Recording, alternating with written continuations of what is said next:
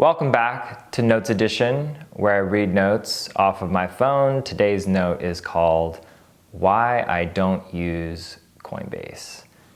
Coinbase is arguably the most popular and user-friendly crypto exchange, so why won't I use it? There are three core issues that I have with Coinbase: identification, centralization, and regulation. So we'll start with identification. When I buy valuables, especially off-grid bearer assets like Bitcoin, I don't want to provide my identification. When you use a centralized crypto exchange like Coinbase, you must verify your identification through KYC compliance, also known as Know Your Customer. Once you give up your personal info, even if you withdraw your funds into a private wallet, Coinbase can see where that money went and has a record of your activity. They are required by law to hand over any and all of that information to the IRS and other government agencies upon demand. When you obtain Bitcoin anonymously or person to person, it's slightly more difficult to identify who owns what.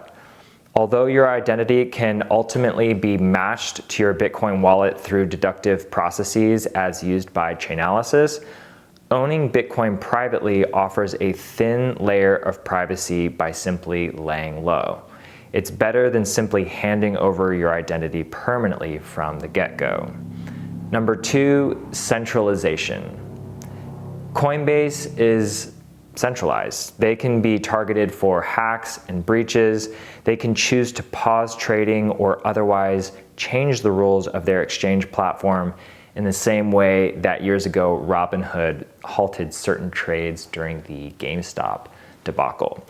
Centralized exchanges like Coinbase also have proprietary access to valuable data sets. Let's say an exchange notices that a high percentage of traders have set an automatic sell order at the same price range through their platform. Whoever has access to that information could intentionally manipulate the price to trigger everyone's auto sell orders, only to push the price the opposite direction, leaving other traders in the dust. There are too many tempting ways to use the datasets privy to the owners of the market data. Conspiracies aside, Coinbase is a corporate entity, a trade route. It's a centralized solution retrofit to a decentralized network. In a way, Coinbase has provided easier access to crypto for millions of people, yet at the expense of the cypherpunk vision for crypto: privacy, sovereignty, and decentralization. That brings us to number three, regulation.